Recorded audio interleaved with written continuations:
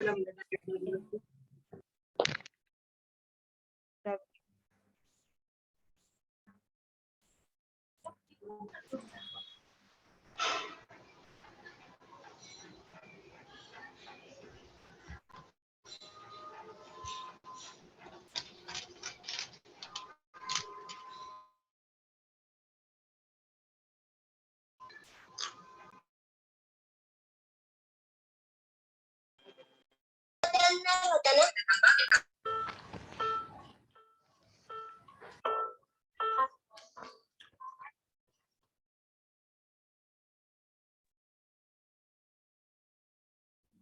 afternoon, sir.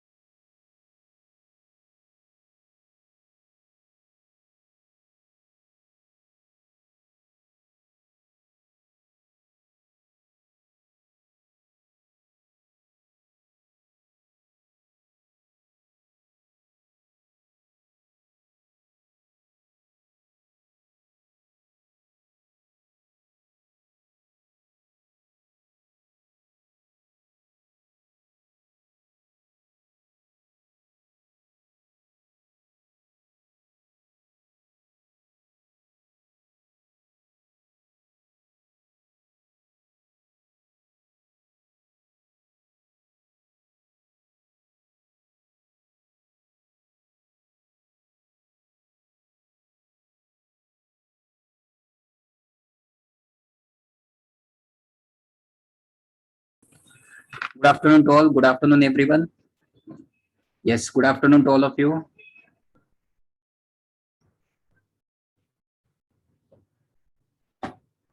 Good afternoon, Arya. Yes, hello, Rutuj. So, good afternoon to all. Hello, Sanchi. Good afternoon. Good afternoon, everyone. Good afternoon, Brunali. Hi. Hello. Okay, only 272, 274, 276. Chalo, let's start now. So, today we will going to start with a new topic that is nothing but gravitation. I hope that you have already learned about the gravitations in your previous classes, previous standard, 9th standard में सीखा है. Yes. So students of the CBSE and ICSE board, they have learned this topic in 9th standard only, gravitation के बारे में. Test के लिए आज का जो टॉपिक होगा that is the gravitation and effects of electric current. Okay, दो टॉपिक्स है आज टेस्ट के लिए. So in afternoon you will receive the test. So today you will going to the topic will be on the gravitation and the effects of electric current जो हमने complete किया था.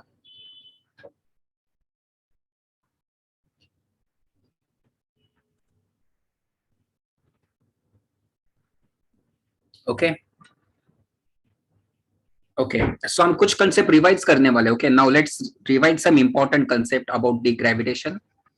कुछ कंसेप्ट हम रिवाइज करने वाले. एक काम कर लेता हूँ, I will take a revision over here. मैं रिवीजन यहाँ पे लेता हूँ उस साइड में. Go to weak section, go to rules, revise over here. It's okay, Nishita, no problem. Today's test syllabus will be gravitation, Meghal, gravitation or effects of electric current, effects of current. Okay. आज का जो topic का test होगा वो दो topics पे है, gravitation जो आज हम कंप्लीट करने वाले हैं और इफेक्ट्स ऑफ करंट।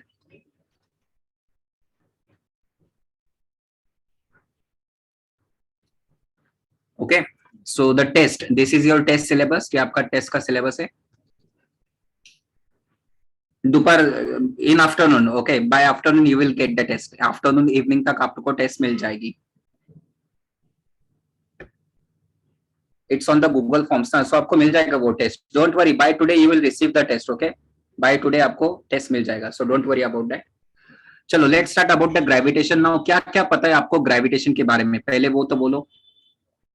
रिफ्रैक्शन हम बाद में करेंगे कोमल। ओके, रिफ्रैक्शन हमने किया ना आप रिकॉर्डिंग देख लो। यस, ये जो चैप्टर ये आपको टेस्ट के सिलेबस में होगा।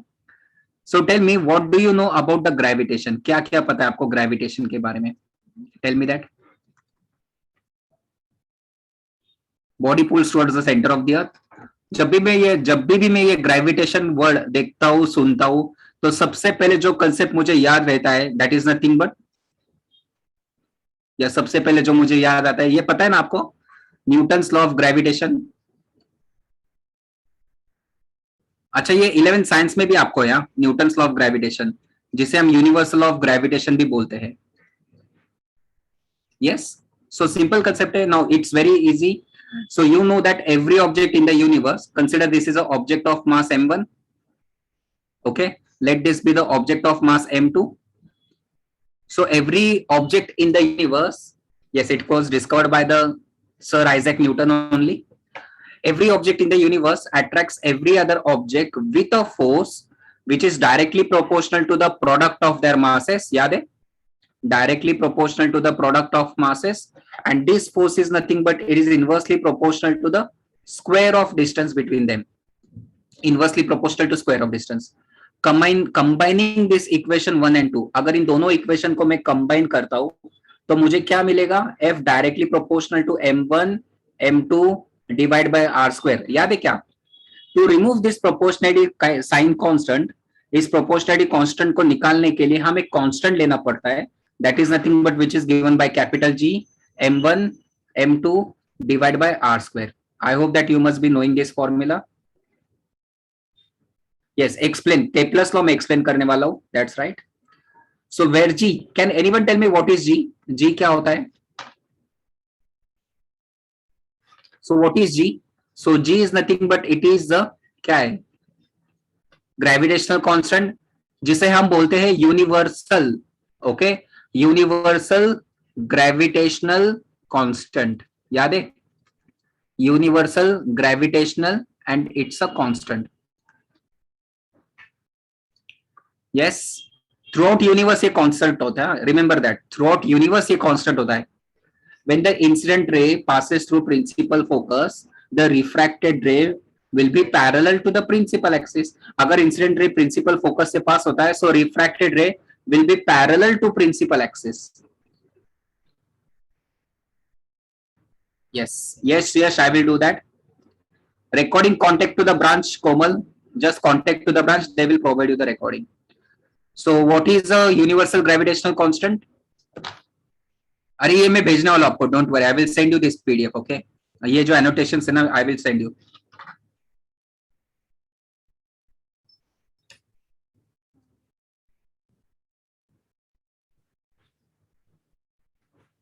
गलती से हुआ रहेगा वो, श्रावणी, गलती से हुआ रहेगा, मे बी गलती से वो ऑप्शंस स्विच हो रहेगा, ऐसा कुछ प्रॉब्लम होगा, अदरवाइज हाँ। MCQ magnetic effect, Prasanna see my lecture ना, रिवाइज करने से अच्छा आप वो लेक्चर देखो ना पूरा, बहुत डिटेल में मैंने उसमें समझाया था। नहीं 9.8 नहीं होता है समर, ग्रेविटेशनल कांस्टेंट का मैग्नीट्यूड कितना होता है, what is the magnitude, it's 6.67 ना, 6.67 into 10 raised to -11 newton metre square पर केजी स्क्वायर। जो आप 9.8 बोल रहे हो ना, वो ग्रेविटी का होता है, एक्सेलरेशन ड्यू टू ग्रेविटी। ये स्मॉल जी है ना, it is of acceleration due to gravity, दोनों जी में फर्क है।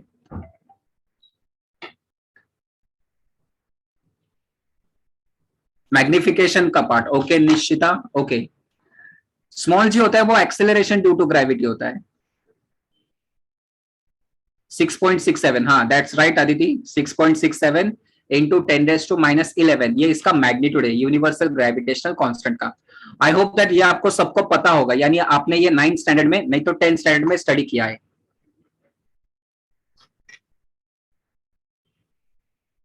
False, rainbow cannot be seen in any season, हर एक सीजन में कहाँ रेनबो दिखता है, जब भी रेन ड्रॉप्स होते हैं तभी भी आपको रेनबोज दिखते हैं ना। Whenever there is a rain and simultaneously there is a sun rays, तब आपको रेनबोज दिखते हैं। अरे मैं वही बोल रहा हूँ, एक दो क्वेश्चंस में वो स्विच हुआ रहेगा आंसर, ऐसा कुछ प्रॉब्लम होगा। G is different at different places. Yes, gravity is different at different planets also as well as places also. Equator, pole और डेप्थ पे भी ग्रेविटी डिफरेंट होती है, वो हम बाद में देख लेने वाले। ओके, ये समझ में आया? यहाँ तक समझ सबको समझ में आया? Please reply. Everyone understood this point, Newton's universal of gravitation, ये ठीक है, इसमें कुछ डाउट तो नहीं है? ओके, जो नेक्स्ट इंपॉर्टेंट आर्टिकल है, जो शायद से आईसीएसई के बच्चों ने नहीं स्टडी किया होगा, maybe CBSE also, state board का है वो article, that is very important article, Kepler's laws. Okay, so Kepler's laws of planetary motion.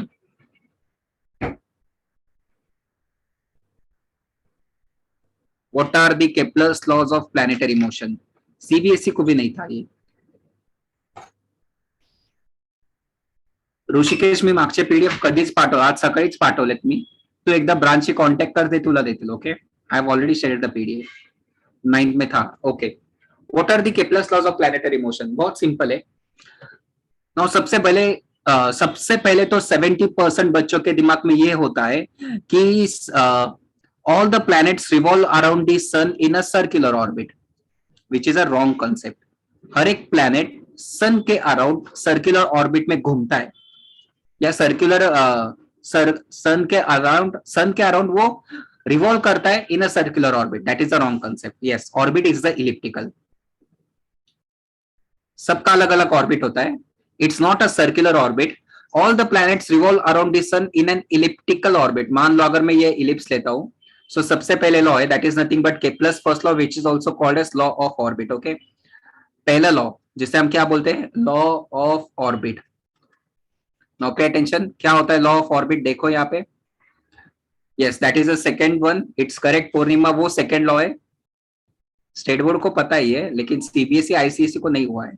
So what is a first law? Kepler's first law क्या है? That is also called as law of orbit. It states that every planet revolve around the sun in an elliptical orbit with sun situated at one of the foci.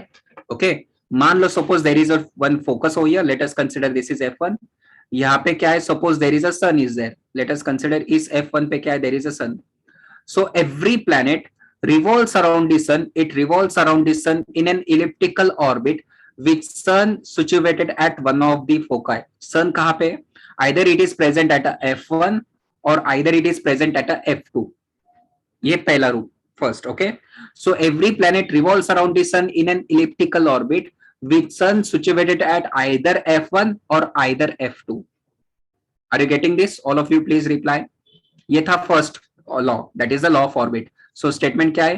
Every planet revolve around the sun. Every planet revolve around the sun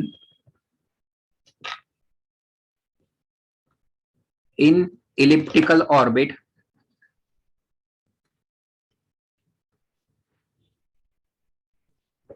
with sun at one of the foci.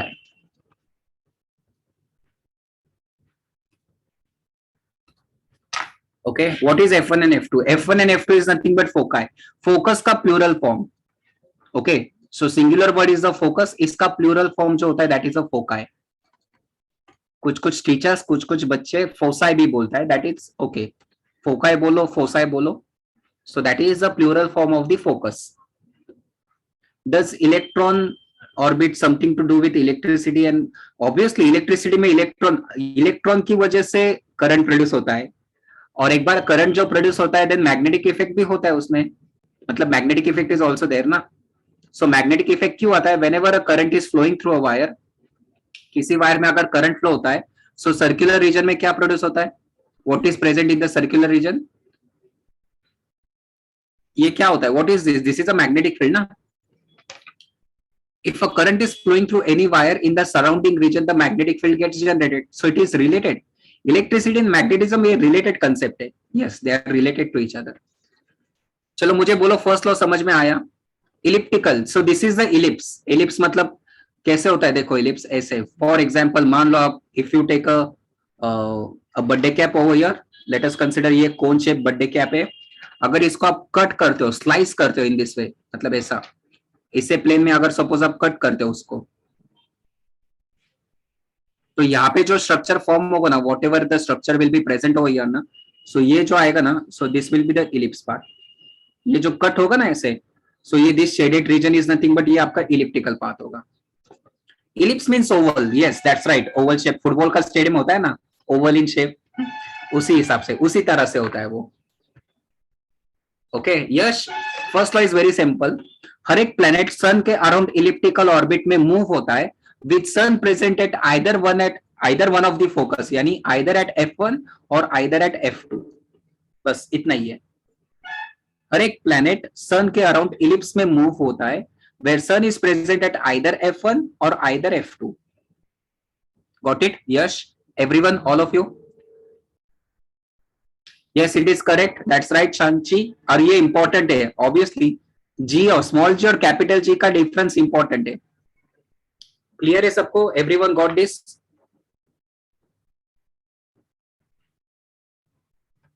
Okay, तो ये था first law. Now let's move to the second law. जो second law है that is nothing but law of equal areas, जिसे हम क्या बोलते हैं? It is called as a law के plus second law which is called as law of equal areas. बहुत ही सिंपल है. Okay, now what is the law of equal areas? फिर से वही डायग्राम, यानी आपने इलिप्स ले लिया. Let us consider this is a ellipse over here. Let us consider the sun is present at this point. यहाँ पे सन है मान लो. Let us take a planet. Okay, let us take a planet. कोई भी planet ले लो. Let us consider the Earth. Initially, the Earth is at point A. After some time, say suppose Earth is at a point B. Okay. Yes, that is a correct statement, Samiksha. एक देखो यहाँ पे Earth मान लो, Earth ऐसे move हो रहा है. It is moving in anti-clockwise direction. So initially वो point A पे है, फिर बाद में वो B पे आएगा. Okay. The line joining the sun and the planet sweeps equal areas, यानी ये एरिया अगर आप काउंट करते हो, मान लो अगर आपने ये एरिया मेजर कर दिया, और मान लो suppose earth after some months, after से सपोज 6 मंथ्स, अर्थ अगर सी पे आता है towards the sun, near by sun, और फिर आप आफ्टर 2-3 मंथ्स अर्थ यहाँ पे पॉइंट डी पे आता है. सो इनिशियली सी, फिर बाद में कहाँ पे आया? डी पे. ओके, कंसीडर कर लो अगर अर्थ ए से लेकर बी तक जाने के लिए suppose if it takes 2 months. Okay, 2 months. हाँ, अर्थ ने उसकी मोशन स्टार्ट कर दी ए से लेकर, और ए से लेकर बी तक जाने के लिए उसने 2 महीने ले लिए. फिर से अगर वो सी से लेकर डी तक आने के लिए फिर सेम टाइम लेता है 2 मंथ्स. तो ये जो दोनों एरिया है ना, ये दोनों area, the shaded part, this area यानी A2 एंड दिस एरिया यानी A1. So this area are the equal areas. Okay, फिर से एक बार परत एकदा सांगतो, समजून घ्या नीट. इनिशियली अर्थ कुठल्या पॉइंटला आहे? Initially earth is at the A point. 2 महिन्यानंतर तो समजा बी पॉइंटला आला. ओके, क्लियर है? Step number 1, everyone understood this first step? बोलो. इनिशियली वो ए पॉइंट पे था, फिर 2 महीने बाद वो बी पॉइंट पे आया. नेक्स्ट, ड्यूरिंग समर सीजन, अभी जब अर्थ सन के नजदीक होता है, that means during summer season, से सपोज अर्थ अगर सी पॉइंट पे 2 महीने बाद वो डी पे आएगा. Same time. हाँ, the time is same over here. यहाँ पे भी 2 महीने, यहाँ पे भी 2 महीने. फिगर में नहीं दिखता है लेकिन practically they are equal. Gargi figure में ऐसे नहीं दिखता है लेकिन प्रैक्टिकली ये इक्वल होते हैं. इसका डेरिवेशन भी है जो कि आपके सिलेबस में अब भी तो नहीं है, लेकिन हायर लेवल फिजिक्स में ये डेरिवेशन होगा आपको. In third year BSc physics you will going to have a derivation of this Kepler's laws of motion. इसके डेरिवेशन से केप्लर्स ने इसे हवा में क्या बोलेगा, हवामध्ये नाही सोडला असं काही पण. सो ही हैव प्रूव दैट, ही इसने डिराइव किया. मान लो अगर अर्थ सी पॉइंट पे 2 महीने बाद वो डी पॉइंट पे आता है, सो ये जो एरिया है A2 और ये जो एरिया है A1, ये दोनों एरिया इक्वल होते हैं. Got this? All of you, everyone please reply. समझ में आया आपको? Everyone understood? Okay, Akshata, crystal clear. That's good. Very good. Yes, Prem, any problem you have, you can ask me. काय doubt असेल तर विचार. हाँ, वर्ड्स में तो मैं लिख के दूंगा. What is the law of equal areas? The line joining the planet and the sun. I will write over here. यहाँ पे लिखता हूं. The line joining the planets and sun sweeps equal areas in equal interval of time. So Aditya, Prem pay attention. Suppose अर्थ आता ए पॉइंटला आहे. परत एकदा मी explain करतो हे. सपोज अर्थ आता ए पॉइंटला आहे, तो 2 महिन्यानंतर बी पॉइंटला आला. Step number 1. अर्थ ए पॉइंटला आहे. समजा अर्थ जानेवारी मध्ये इथे ए पॉइंटला आहे, तो मार्च मध्ये बी पॉइंटला इकडे गेला. म्हणजे किती महिन्यामध्ये गेला? तो 2 महिन्यामध्ये. No, you don't have to by heart this laws. आपको कुछ भी बाय हार्ट नहीं करना है. You don't have to remember the words also, लेकिन आपको सिर्फ उसका कंसेप्ट पता होना चाहिए. पहला पॉइंट समझ में आया सबको? Please reply. In the month of January earth was at point A. 2 महीने बाद वो बी पॉइंट पे गया, यानी मार्च में. मान लो सपोज, अगर सपोज सितंबर में अर्थ सी पॉइंट पे होता है, 2 महीने बाद यानी अक्टूबर नवंबर में वो डी पॉइंट पे आता है. सो 2 टाइम सेम है. Is the time is same? Sweeps का मैं मीनिंग बोलता हूं. टाइम सेम है या नहीं है? Tell me that. 2 months 2 months. No, अगर टाइम जो सेम है ना, तो ये जो एरिया है ना, ये शेडेड पोर्शन वाला, दिस एरिया, एंड ये जो एरिया है जितना उसने स्वीप किया, तो उस एरिया को हम क्या बोलते हैं? This is the equal areas. इस वजह से इसको नाम दिया है लॉ ऑफ इक्वल एरियाज. तो वो एरिया इक्वल होता है अगर टाइम सेम होता है, सो एरिया भी इक्वल होता है. Can sun be the centre of the ellipse? नहीं, सेंटर नहीं हो सकता. इलिप्स तो सेंटर नहीं होता है, सबसे पहले बात. ये डिराइव दैट, उसका प्रॉपर डेरिवेशन है, and it's reliable only. It's correct है. आप भी आजकल के जो साइंटिस्ट है, they are also telling that the Kepler's laws are 100% correct. It takes equal time in equal areas. That's right. Equal time, अगर टाइम इक्वल होता है, जब तक टाइम इक्वल है तब तक एरिया इक्वल है. ये कंसेप्ट आप याद रखो. The meaning of sweeps. Sweeps का मालूम नहीं क्या आपको? स्वीप्स क्या होता है नहीं पता है? जो प्लेयर होता है ना, देखो आपने देखा होगा क्रिकेट में, स्वीप शॉट पता है आपको? Do you know sweep shot? So हाँ, माहिती है का? सो स्वीप शॉट होता है ना, वो मान लो सपोज अगर ये ऐसा कुछ पिच वगैरह होता है और आपने अगर स्वीप शॉट मारा, मतलब स्वीप शॉट में क्या होता है कि आप ये जो बैट है ना, इस बैट को आप मूव करते हो ऐसे इन दिस डायरेक्शन. दिख रहा है आपको ऐसे? तो ये जो एरिया आपने स्वीप किया ना, तो इसे हम स्वीप बोलते हैं, जितना आपने एरिया कवर किया वो. ओके. अच्छा, जिन बच्चों को क्रिकेट के बारे में नहीं पता है, घरात झाडून वगैरे, हाँ, लाइक अ ब्रूम, झाडून वगैरे घेता ना तुम्ही घरातून. सो क्या करते हो आप? जब भी आप ब्रूम से लेते हो ना, मान लो suppose this is a unit surface area, एक सरफेस एरिया है, तो आप क्या करते हो? उस ब्रूम से क्या करते हो? स्वीप करते हो ना, वो जो भी कुछ डस्ट पार्टिकल वगैरह होते हैं, आप स्वीप करते हो, पूरे ऐसे स्वीप करते जाते हो. So this is the meaning of SVEEP.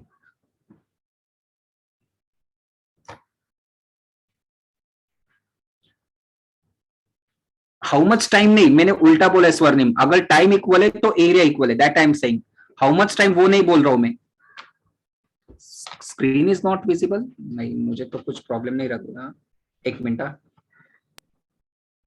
Is it visible now? अभी स्क्रीन विजिबल है?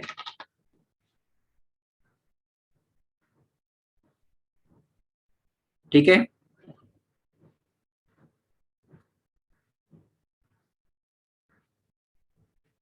नहीं, ऐसा नहीं होता है, ऐसा नहीं होता है.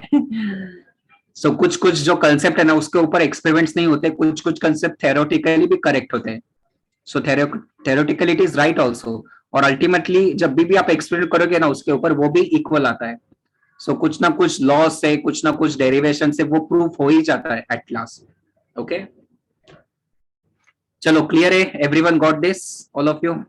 Moving to the next third law, that is a third law, Kepler's third law, which is nothing but law of time period. ये तो सबसे सिंपल है, law of time period. First of all I will write the statement, then मैं explain करता हूं. What is the law of time period? The time required or the square of period of revolution, I will write over here, the square of period of revolution, square of period of revolution of a planet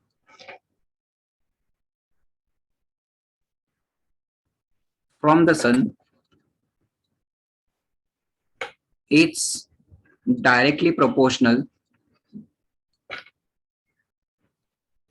it's directly proportional to the cube of mean distance.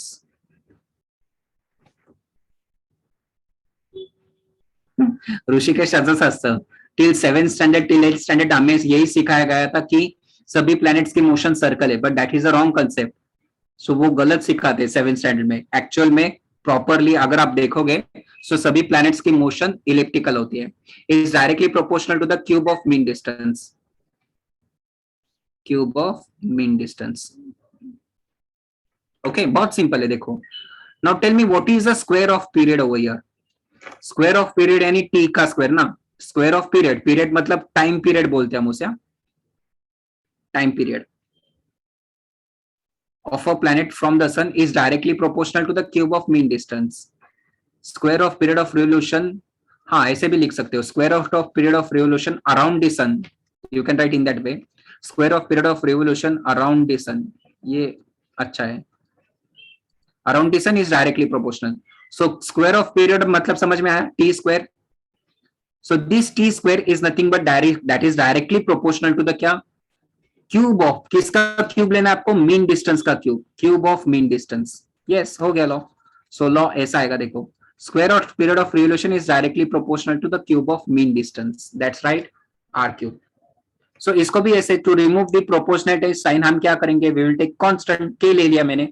सो ये ऐसा आएगा.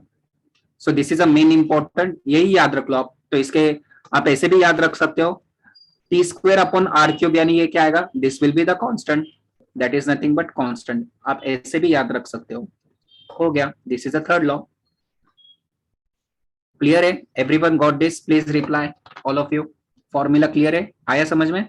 Square of period, period मतलब time period around the sun is directly proportional to the mean distance. Mean distance को proportional है. Yes, that's right Bharat. Okay, got this? आया समझ में? What is mean distance? Mean distance मतलब देखो, अभी हमने क्या देखा, मीन डिस्टेंस क्या होता है, देखो. सो अभी अभी हमने देखा कि, चलो यहाँ पे ऊपर दिखाता हूं. नाउ ये छोड़ लो. ओके, नाउ मान लो सपोज अर्थ यहाँ पे पॉइंट ए पर, ये डिस्टेंस है R1. Okay, during summer season suppose वो पॉइंट बी पे आता है, कितना डिस्टेंस होगा, ये डिस्टेंस छोटा है ना, लेट अस कंसीडर R2.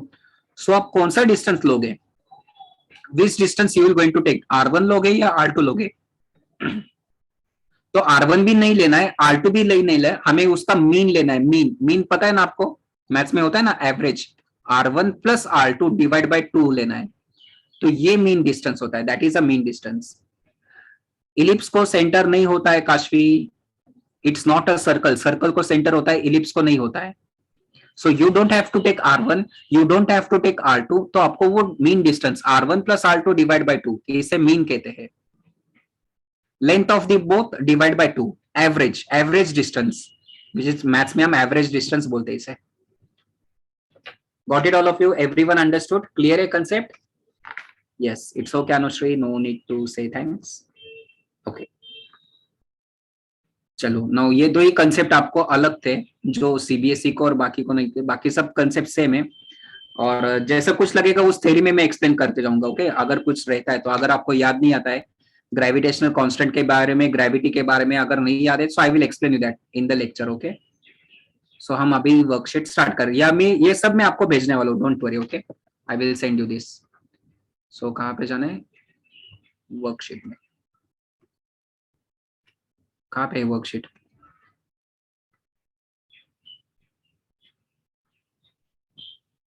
अरे वर्कशीट,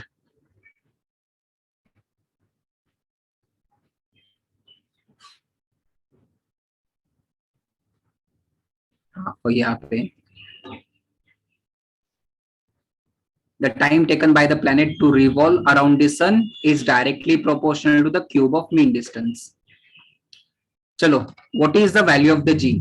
अभी ये मैंने बोला है, अभी भी देखा ना, वैल्यू ऑफ g कितनी होती है? 9.8 मीटर पर second square. I hope that इसमें कोई डाउट नहीं होगा. ऑप्शन बी, ये मीटर पर सेकेंड है, डोंट गेट कंफ्यूज. जी को क्या बोलते हैं? इस जी को हम बोलते हैं acceleration due to gravity. What this g is called as? It is called as acceleration. किसका? Acceleration due to क्या? Gravity. Acceleration का यूनिट पता है ना आपको? What is the unit of acceleration? Metre पर सेकेंड स्क्वायर. 9th स्टैंडर्ड में हुआ है. Capital G is universal gravitational constant. Mansi, जो कैपिटल जी होता है ना, that is a universal gravitational constant.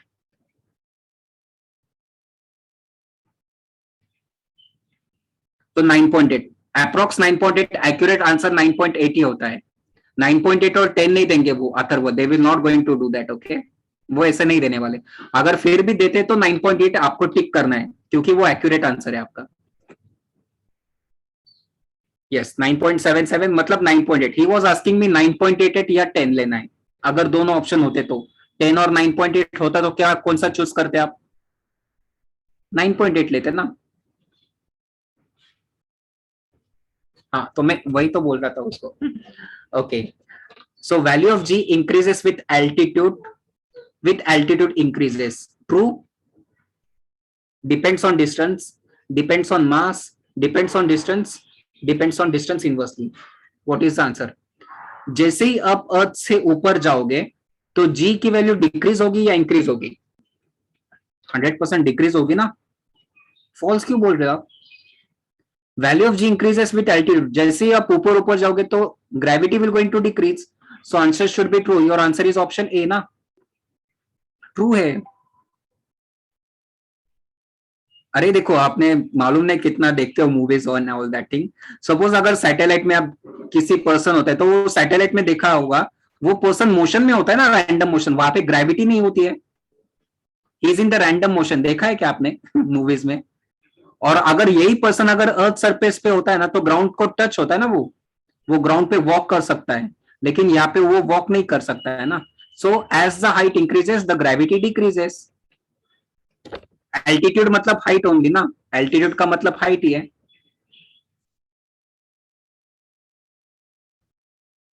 हाँ, डिस्टेंस डायरेक्टली नहीं, डिस्टेंस इनवर्सली है. Yes yes yes. सो उसका क्या फॉर्मूला? एक मिनट, देखो ऐसा आएगा वो. False, it depends on distance. So gravity का क्या फॉर्मूला है? That is G M upon D square. So false, value of G increases with altitude increases. It depends on distance inversely. So inversely proportional है distance को. मास के ऊपर depend नहीं. मास के ऊपर डिपेंड नहीं होता है सोम. ये जो मास है ना, this is a mass of planet. Capital M is nothing but that is a mass of planet. Okay, gravity does not depend on the mass of object. Object के मास पर depend नहीं होता है. With increasing height value of g decreases. That's right, ये correct है. Clear है? Got this? आया समझ में? इनवर्सली प्रोपोर्शनल टू डिस्टेंस है. Okay, next, what is the SI unit of the G? G का एसआई यूनिट क्या है? न्यूटन मीटर स्क्वायर पर केजी स्क्वायर. कितना था value? 6.67 into 10⁻⁻11 newton metre square पर केजी स्क्वायर. इसको अगर आप ऊपर लेके जाते हो तो ये क्या होगा? Newton metre square and KG raise to -2 आएगा. यानी option A is the right answer. Got this? All of you, please reply. Everyone got this? Next, in a free fall, initial velocity is. सबको पता है मतलब ये. So अगर कोई भी ऑब्जेक्ट ऊपर से नीचे गिरता है तो इनिशियल वेलोसिटी कितनी होती है? 0. When an object falls from a height, अगर वो ऑब्जेक्ट हाइट से नीचे आता है in this direction, so initial velocity कितने लेते हैं? 0 लेते हैं. That is 0 मीटर पर सेकेंड. समर्थ है बघ, जी चा फॉर्म्युला काय? हाय G G M upon D square. So inversely proportional है ना. It depends on distance inversely. So this is your correct answer. Inversely distance वर आहे. How to create zero gravity on the, अरे उसमें बहुत कंसेप्ट आता है Varad, using the magnets also, magnetic concept और इफेक्ट, इलेक्ट्रिसिटी और मैग्नेटिज्म के हिसाब से हम जीरो ग्रेविटी अर्थ पर कर सकते हैं। नासा ने किया ना zero gravity, NASA have done that using electricity magnetism के हिसाब से, you can do that. How I don't know, मी नासाला कामाला नाहीये, जेव्हा लागेल ना तिथं मी नक्की तुम्हाला फोन करून सांगेल कसं केलं त्यांनी. हा,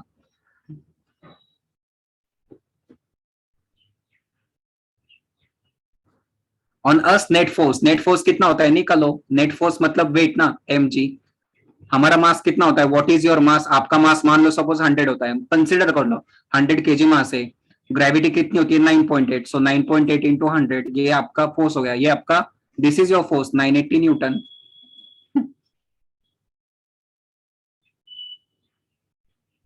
नहीं मेरे टाइम तो नहीं था जेई, मतलब जेई एडवांस मैंने नहीं दिया, I have not done that JEE advance. Yes, I will send you the effects of electric current, Shivani. I will send you that. Final velocity zero नहीं होती है फ्री फॉल में. Free fall मतलब नीचे आना. Freely falling body, what is a free fall? Freely falling body only in presence of acceleration due to gravity. So initial velocity zero होती है, final velocity zero नहीं होती है.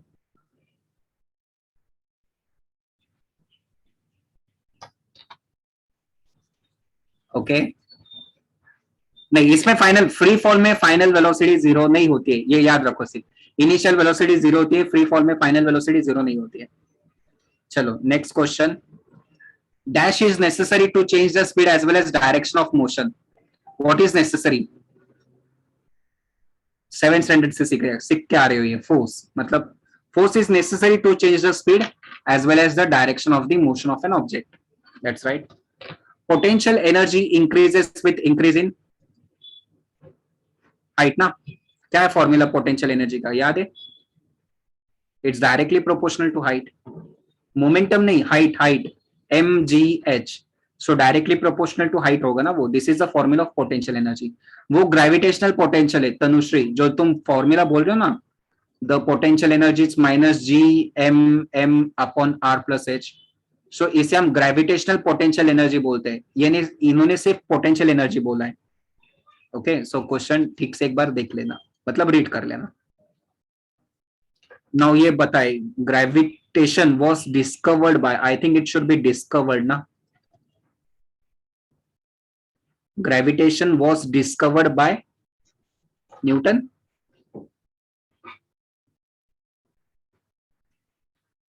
Kepler's laws do not explain. क्या explain नहीं करता Kepler's law? Elliptical orbit मैंने बोला था, एरिया मैंने बोला है, टाइम टेकन भी बोला है, लेकिन ग्रेविटेशनल फोर्स एक्सप्लेन नहीं करता वो. ही don't explain the gravitational force. बाकी सब एक्सप्लेन किया, इलिप्टिकल ऑर्बिट भी बोला, एरिया भी बोला और टाइम टेकन भी बोला. So C is the correct answer. Okay,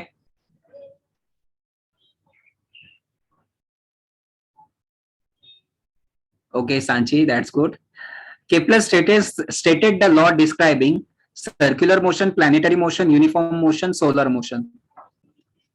planetary motion ना, प्लैनेट्स के बारे में बोला है उसने, so planetary motion. Yes that's right. Next, object stable in position, potential energy. Object move, object in motion, kinetic energy.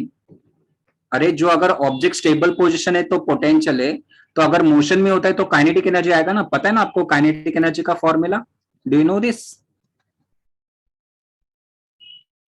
सो अगर मोशन में मतलब object is has the velocity ना, if it is in motion, so motion मतलब it has the velocity, so half mv square, that is the kinetic energy.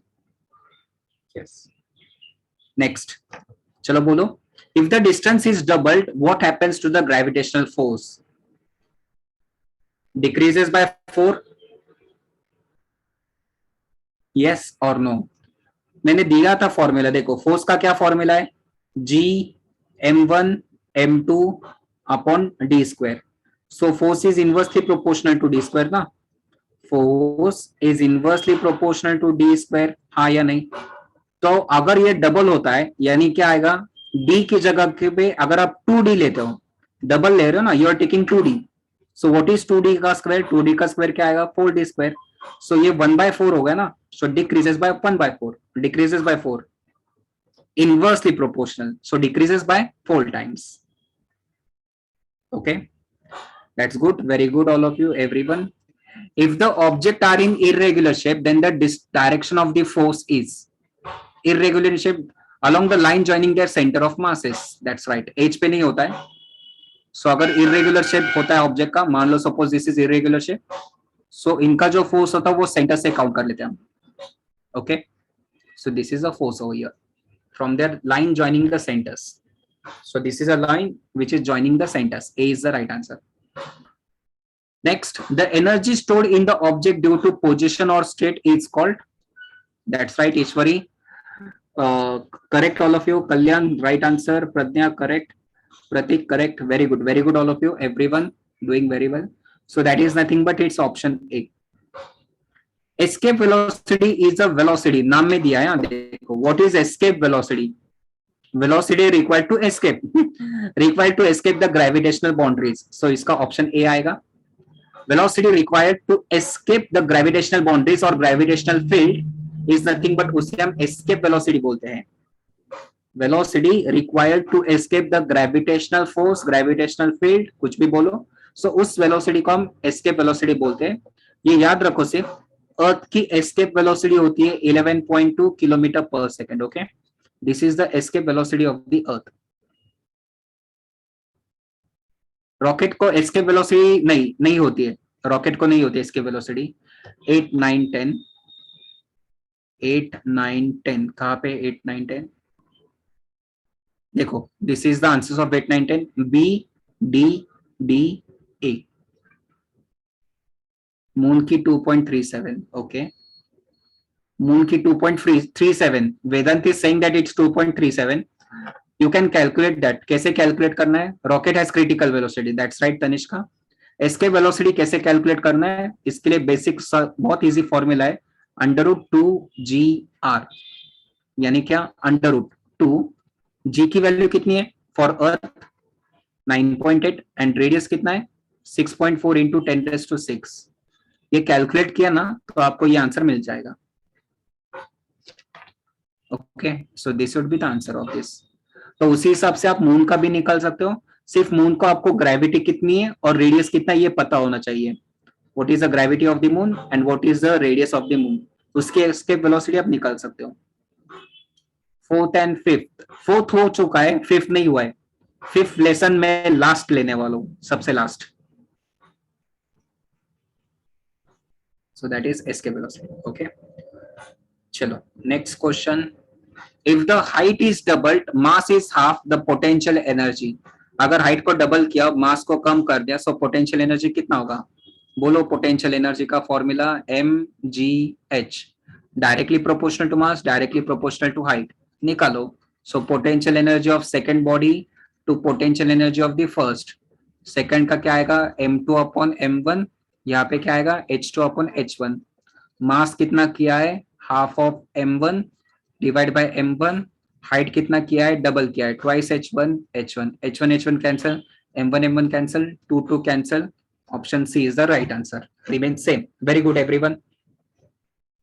अगर mass को कम कर दिया, height को डबल कर दिया, सो potential energy would remain same only. Got this all of you everyone? आया समझ में सबको? Everyone understood this concept? Please reply. Okay, yes. Next, light is a type of which wave? Electromagnetic wave. Light is an electromagnetic wave.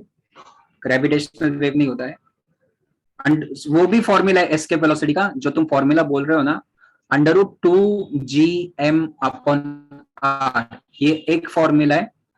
और escape velocity का जो सबसे easy formula है that is √2gr. ये दूसरा फॉर्मूला है. Visible wave, जो wave हमें दिखते हैं, means that is visible with our eyes. यानी जो कलर्स, रेड कलर, विब्योर पता है ना आपको, violet, indigo, blue. So this comes under the visible range. इस रेंज को हम विजिबल रेंज बोलते हैं क्योंकि ये हमें दिखता है. ओके, हम एक्सरे को नहीं देख सकते हैं. We cannot see the microwave, we cannot see the radio wave. सो वो नॉन विजिबल रेंज होते हैं, that is the non visible waves. 400 to 700, that's right, your information is correct, which we can see with a naked eye, that's right. Pick out the odd option. Grams, Newton, centimeter, dyne. Grams, Newton, centimeter, dyne. Newton is the right answer because all are the CGS unit. ये सभी unit CGS unit है ना. Newton is the right answer because all other are the CGS. CGS. CGS मतलब क्या? C का full form होता है centimetre, G का फुल फॉर्म होता है ग्राम और S का फुल फॉर्म होता है second. Centimetre, gram, second. Yes. सबसे important question, marks this question as very very important one. As we go inside the earth, R decreases, the value of G also decreases. Increase नहीं होता है. बहुत से बच्चे गलत आंसर बोलते हैं इसका. So अगर आपने स्टडी किया होगा 10th में 9th में, अगर आप जैसे ही अर्थ के नीचे जाते हो, सो ग्रेविटी डिक्रीज होती है. इसका आंसर डिक्रीज है, याद रखना, लर्न करो चाहिए तो ये. Yes, because mass also decreases, distance also decreases. So देखो ग्रेविटी का क्या फॉर्मूला है, Gm/d² ना. सो जैसे आप अर्थ के नीचे जाते हो, तो मास भी डिक्रीज होता है और डिस्टेंस भी डिक्रीज होता है. सो इन ऑल मास भी डिक्रीज, डिस्टेंस भी डिक्रीज. सो ये जो नेट डिवीजन है ना, टोटल डिवीजन, ये डिक्रीज होती है, तो ग्रेविटी भी डिक्रीज होती है. और सेंटर पे कितना होता है gravity? What is the gravity at the centre of earth? Gravity at centre of earth is 0. That's right. अरे mass of the earth decrease होता है ना, some earth. Suppose this is the earth, ये earth है. अगर अर्थ के नीचे जाते हो, इस पॉइंट पी पे आते हो, सो सेंटर से ये डिस्टेंस आ गया ना अभी, दिस इज द डिस्टेंस ना फ्रॉम सेंटर. Got it? हाँ. Initial velocity during free fall 0 है, या हमने देखा था. Acceleration during free fall, acceleration कितना होता है फ्री फॉल का? Option B is the right answer, 9.8 metre पर second square. That's right, it's correct answer. Yes, at the center of the earth the value is 0. That's right Vedant. Gravity की value centre of अर्थ पे 0 होती है. Negative नहीं, free fall. Free fall अगर object नीचे आ रहा है तो ग्रेविटी हम पॉजिटिव लेते हैं ना. When the object comes in downward direction, if the object comes in the downward direction, ऐसे डाउनवर्ड आता है, सो ग्रेविटी को क्या कंसिडर करते हैं हम? ग्रेविटी को हम पॉजिटिव लेते हैं.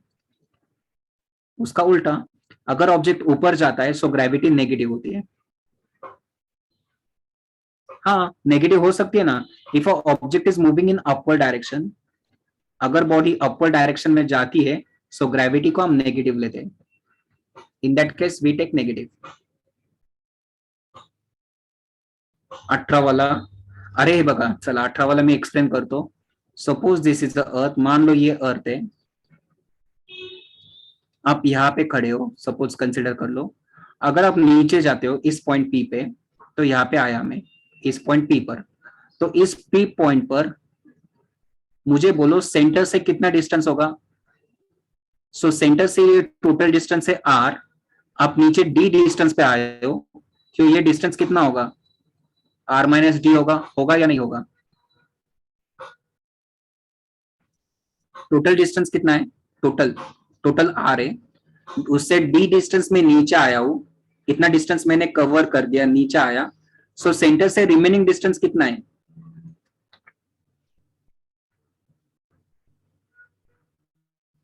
I am not studying now, I am just teaching. अभी तो फिलहाल I am teaching. r minus D, तो देखो ये r माइनस डी, और इसका मास मुझे बोलो कम होगा या ज्यादा होगा? इसका मास सपोज m1 है, तो इसका मास सपोज कंसिडर कर लो m2 है. मुझे बोलो कौन सा मास ज्यादा है? m1 is greater than m2 ना, बराबर है ना. तो मास भी डिक्रीज हो रहा है ना, m2 डिक्रीज हो रहा है, मास भी डिक्रीज हो रहा है, डिस्टेंस भी कम हो रहा है, सो ग्रेविटी भी कम होगी. Got it? श्रद्धा आया समझ में? Shraddha and everyone, all of you. तो मास भी कम हो रहा है, डिस्टेंस भी कम हो रहा है, सो अल्टीमेटली ये कम होगा. ग्रेविटी सबसे ज्यादा कहां पे होती है? तो सरफेस पे होती है. For earth gravity is maximum on the surface. कितना होता है अर्थ पर, सरफेस पर? मीटर पर सेकंड। हुज मास, इसका इसका ये जो मास है ना, इस बॉडी का मास, सेंटर से लेकर ये जो मास आएगा, ये मास बोल रहे हैं हम। सो सरफेस पर मैक्सिमम होती है ग्रेविटी, यानी पोल्स पे ज्यादा होती है या फिर सरफेस पे मैक्सिमम होती है, you can say in that way also. Okay, चलो नेक्स्ट क्वेश्चन की तरफ जाते हैं। Yes that's right Pranali, your answer is correct, very good, perfect. ये बोलो, ये हमने किया है। AB is the distance traveled in 8 months by a planet and S is the position of the sun. Again travels EF in the next 8 month. अभी देखो time same है ना, 8 मंथ 8 मंथ। सो क्या बोल सकते हैं हम केपलर लॉ से? हो गया सॉल्व, कितना इजी है। If time is equal, area भी इक्वल होगा वो, AB equal to EF, that's right, same area. If time is same, area will be same. चलो ये किया है हमने। SI unit of G, metre पर सेकेंड स्क्वायर, ग्रेविटी ना। अरे हाँ, AB इक्वल टू EF, ये दो ऑप्शन सेम है। एक minute, something is wrong. AB equal to EF, area of ASB equal to area, this is the correct answer. Option C आएगा, C आएगा, ये रॉन्ग है। Option C, area of ASB equal to area of ESF, that's right. So option C is right answer. Unit of G, metre पर second square, ये correct answer है। Option B is the right answer, that's right. Next, in circular motion object experiences centripetal force. True. 20 question. अरे आता मी नाही का सांगितलं Akanksha, suppose this is elliptical orbit, यहाँ पे क्या है, देर इज अ सन। सो अगर अर्थ ए पॉइंट पे है, सो ए से लेकर कौन सा दिया है, ए से लेकर बी तक, सो ये जो एरिया होगा, द टाइम कितना है उनका, that is the 8 months, time is 8 months। Next, और सी से लेकर डी तक टाइम भी सेम है, कितना टाइम है, यहाँ पे भी 8 months ही है। सो ये दोनों एरिया इक्वल है ना, दिस टू एरिया A2 और A1 दोनों एरिया इक्वल है। Got it?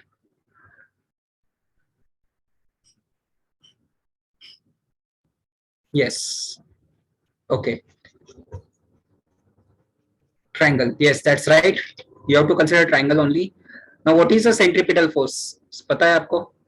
The force acting on the wall, अगर कोई भी ऑब्जेक्ट सर्कुलर पाथ में मूव होता है ना, सो उस ऑब्जेक्ट पर एक फोर्स एक्सर्ट होता है and that force is towards the centre.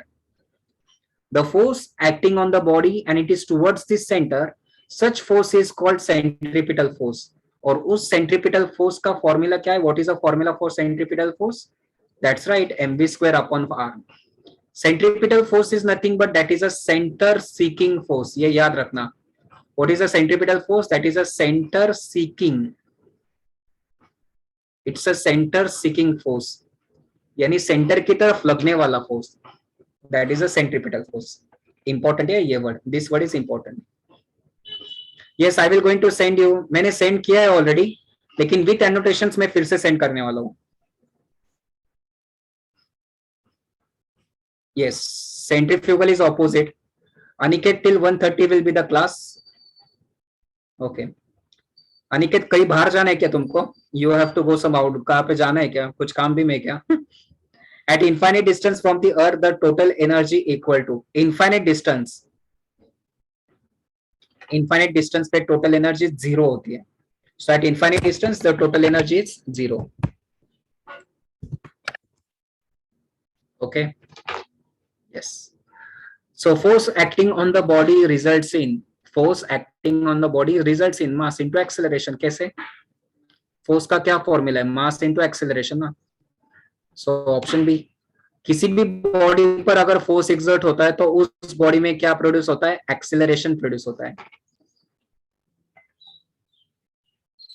Okay, हो गया अभी क्या सीजी क्वेश्चन से? चलो कर लो फटाफट। Objects are pulled downwards towards the earth due to the phenomenon of gravitation. Yes. According to which theory every object in the universe attract each other? कौन सी theory से? Theory of universal gravity.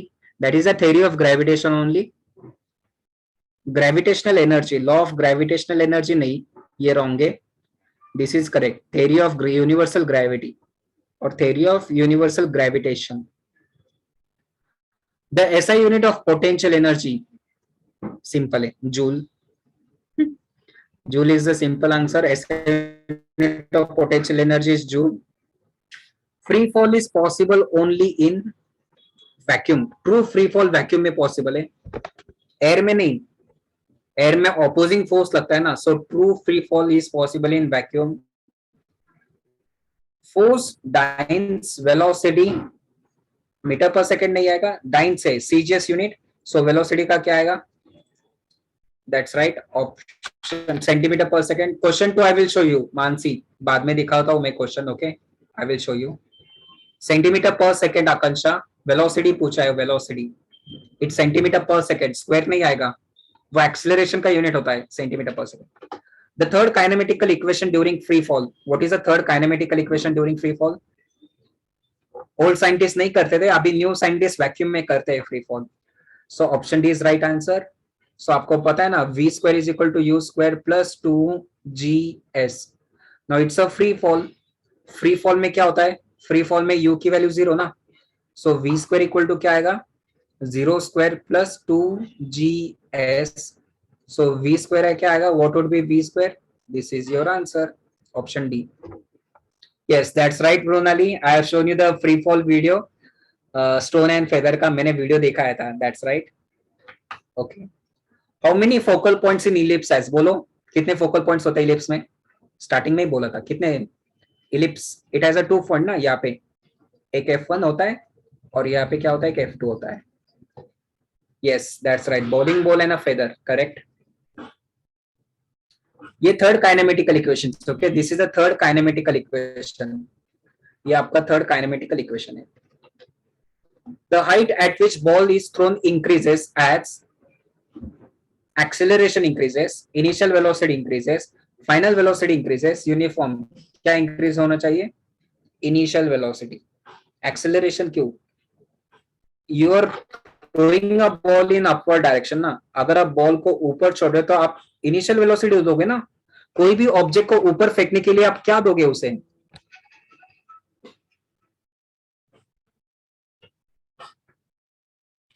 Galileo ने वो क्या होता है, leaning लियर क्या tower of Pisa है ना, वहां पे उसने एक्सपेरिमेंट किया था, वैक्यूम में नहीं किया था उसने. he have done in a leaning tower of pisa.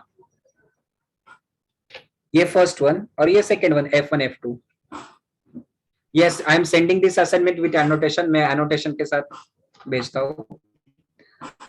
चलो next. object in a free fall has negative acceleration. free fall has negative. In free fall has negative acceleration. False.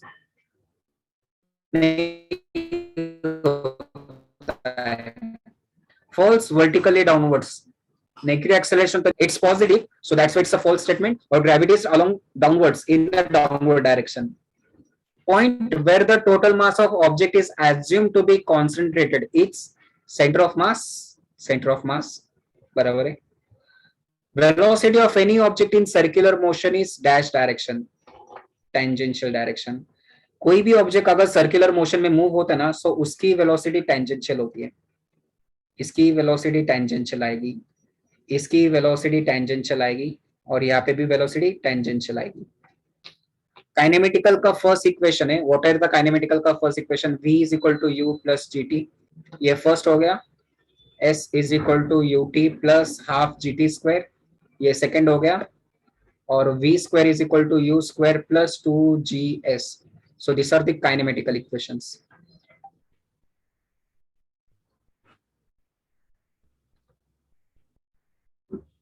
(33) का b नहीं है. अरे उसको object in a free fall negative acceleration नहीं होता ना. Free fall में नेगेटिव एक्सेलरेशन नहीं होता है. If a ball is thrown upwards, then final velocity is 0. Nishita, अगर बॉल को आप ऊपर छोड़ते तो फाइनल वेलोसिटी 0 होती है. अगर बॉल ऊपर से नीचे आता है तो इनिशियल वेलोसिटी 0 होती है. 23 ना, एक minute. Eight infinite distance the total energy 0. अरे देखो ये ऑब्जेक्ट है यहाँ पे, और यहाँ this is a earth over here, consider this is a earth, और यहाँ पे कहीं तो भी ऑब्जेक्ट है इनफाइनाइट डिस्टेंस पर, ओके, एट इनफाइनाइट डिस्टेंस, बहुत डिस्टेंस पर। सो उसकी जो पोटेंशियल एनर्जी होती है that is nothing but zero होती है। काइनेटिक एनर्जी इनफाइनाइट डिस्टेंस पे काइनेटिक एनर्जी भी जीरो होती है। So what is the total energy? That is a sum of kinetic energy plus potential energy, so that is 0 plus 0, so this will be 0. Kinetic energy नहीं होती ना infinite distance पर, there is no kinetic energy at infinite distance, there is no kinetic. State board के textbook में दिया है, देखो infinite distance पे काइनेटिक एनर्जी जीरो होती है, it is given in your textbook only. अरे इसके ऊपर इनफाइनाइट डिस्टेंस पर कोई फोर्स एक्सर्ट नहीं होता है ना, नो फोर्स। अगर फोर्स एक्सर्ट नहीं हो रहा है so no acceleration, no acceleration so no velocity, no velocity so अगर वेलोसिटी जीरो होगी तो ये क्या आएगा?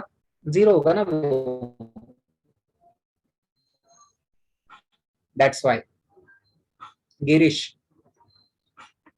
क्लियर है? क्वेश्चन 20, अरे ये किया ना second law, suppose this is a moving circular orbit, so ये जो एरिया है दिस एरिया,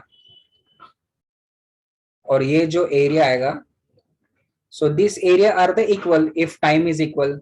यहाँ पे टाइम कितना था 8 मंथ, यहाँ भी टाइम कितना है 8 month, so area will be equal ना, ये सभी एरिया इक्वल होंगे।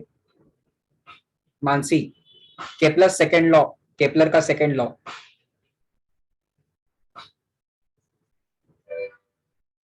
ओके चलो we will stop over here, so thank you to all of you. चलो thank you everyone, thank you all, bye all of you, bye to all and all the best for the test, all the best for the test. Chalo, bye everyone. Yes, bye all of you. Bye to all. Okay, bye. Same to you. Have a nice day. Same to you.